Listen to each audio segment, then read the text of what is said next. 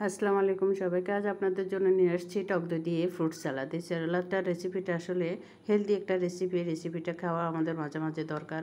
তাই আমি আমার ঘরের হাতের কাছে যাই কয়েকটা জিনিস ছিল সেগুলি দিয়ে এখানে আমি এই রেসিপিটা করেছি। তো হ্যালো এভরিওয়ান, আসসালামু আলাইকুম। দেশ বিদেশ যে যেখান থেকে বসে এই মুহূর্তে আমার এই রেসিপিটা দেখতেছেন সবাইকে জানাচ্ছি সালাম এবং অভিনন্দন। শুভ সন্ধ্যা সবাইকে। যে যেখান থেকে বসে দেখতেছেন একটা ছোট্ট কমেন্ট করে জানাবেন। আজ এই রেসিপিটা শেয়ার করব, সাথে আমি কিছু কথা শেয়ার করতেছি। আসলে দেখে অনেক বেশি খারাপ লাগতেছে, যেগুলি শেয়ার না করলে নয়।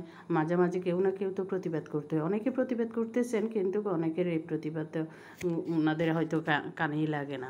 যার যা জায়গা থেকে আমাদের উচিত সবারই প্রতিবাদ করা। তো প্রথমে আমি ফলগুলি কেটে নিচ্ছি, সালাদের আকারে করে নিব। যার যেরকম রুচি সেরকম করে নিতে পারেন, কোনো সমস্যা নেই। এখানে আমি প্রথমে ড্রাগনটাকে কেটে নিচ্ছি। তো এখন কথাটা হচ্ছে ও যে টাকা যে আফু একটা ভাইয়া প্রথমে কেক বিক্রি করলেন, ভাইরাল হয়ে গেলেন, জাকির ভাই বলেন মনে হয়। ওনারা সাথে সাথে দেখা দেখি আরও কিছু আফুরও দেখলাম কেক নিয়ে আসছে, অনেকগুলি ভাই অনেক কেক নিয়ে আসতেছেন ফ্যামিলি থেকে বানিয়ে, পরিবার থেকে সবাই মিলেমিশে বানিয়ে তারপর হয়তো ওনারা এই কেকগুলি বিক্রি করার জন্য ফুড রাস্তার পাশে বিক্রি করতেছেন। তো অনেকজন বিক্রি করতেছেন, আসলে দেখে ভালো লাগে। এই জিনিসগুলি তো আসলে আমাদের উচিত অ্যাপ্রিসিয়েট করা, কারণ যে যার সীমানা থেকে কিছু না কিছু করার চেষ্টা করতেছে, এটা তো অনেক ভালো কথা, সুন্দর কথা। ওনারা প্রথম পরিবেশটা আসলে অনেক বেশি সুন্দর ছিল, সুন্দর, সবাই কেক খাচ্ছে, ইউটিউবাররা যাচ্ছে, সাংবাদিক ভাইয়েরা যাচ্ছেন, অনেক সুন্দর ছিল। কিন্তু এখন পরিবেশটা এত নোংরা হয়ে গেছে যে জাস্ট এগুলি দেখার মতো না।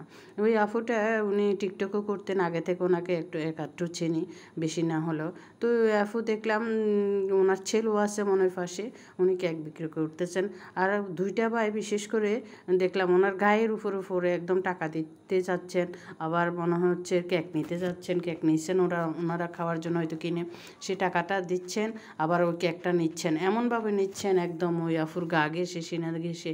কেন রে ভাই, আপনাদের টাকা দিতে হবে বা কেক নিতে হবে ওনার গায়ে ঘেঁষে? আপনারা দূরে থেকে নিতে পারেন না? আপনাদের ইজ্জত নেই? আপনারা পুরুষ তাই বলে আপনাদের কোনো ইজ্জত নাই? আর ওই মহিলাটাও ব্যবসা করে খাচ্ছে, উনি কয়েকটা শখের বসে হয়তো কয়েকটা কেক বানিয়ে নিয়ে আসছেন পরিবার থেকে, ওগুলি নিয়ে আসছেন বিক্রি করার জন্য। আপনারা এমনভাবে ওনার গায়ে পড়তেছেন, মানে ওনাকে যেন জীবনে শিক্ষা দিয়ে দিতেছেন উনি কেন বের হয়ে আসছে। ওনার হয়তো মনের শখ থাকতে পারে, মানুষের নিজের ইনকামের উপরে অনেক বেশি একটা আশা থাকে বা খুব ভালো লাগার জায়গা থাকে। তো সেখানে আপনাদের এভাবে এই অভদ্র আচরণগুলি আসলে মেনে নেওয়া যায় না। আর আপনারা যে এভাবে এই আচরণগুলি করতেছেন, আপনাদের ফ্যামিলিতে মা বোন বা আপনার ওয়াইফ, ছেলে মেয়েরা নেই, ওরা দেখতেছে না? সবগুলি মানুষ দেখলাম একদম বয়স্ক মধ্যবয়স্ক মানুষ, ছেলে ফেলেগুলি এরকম করে না। মধ্যবয়স্ক লোকগুলি দেখি বেশি, একদম দাড়ি টেরিও আছে দেখলাম, সুন্দর দাড়ি, সুন্নতি দাড়ি রেখে তারপরে এই কাজগুলি করতেছে। কেন রে ভাই, আপনাদের একটু কি এখনও ভালো হওয়ার সময় হয়নি? ভালো হয়ে যান, ভালো হতে তো আর পয়সা লাগে না, নিজের মনেরটাকে ফ্রেশ করে নেন। এই আফুগুলি ব্যবসা করে খাচ্ছে, তাদেরকে ব্যবসা করে খেতে দিন, একটু টেনশন মুক্ত থেকে ফ্রিভাবে করতে দিন ব্যবসাটা। ওনার ছেলে ফাঁসে আছে, ফাঁসের ছেলে দাঁড়িয়ে আছে, তা উনি লাস্টে কাউকে কিছু বলতে না পারে ছেলের সাথে রাগারাগি করতেছেন, তারপরেও আপনারা বুঝতেছেন না কেন? আপনাদের মেয়েদের এত গায়ে ফোড়া স্বভাব, এই স্বভাবগুলি যাওয়ার এখনও সময় হয়নি। ভালো হয়ে যান ভাই, অনেক বেশি ভালো হয়ে যান।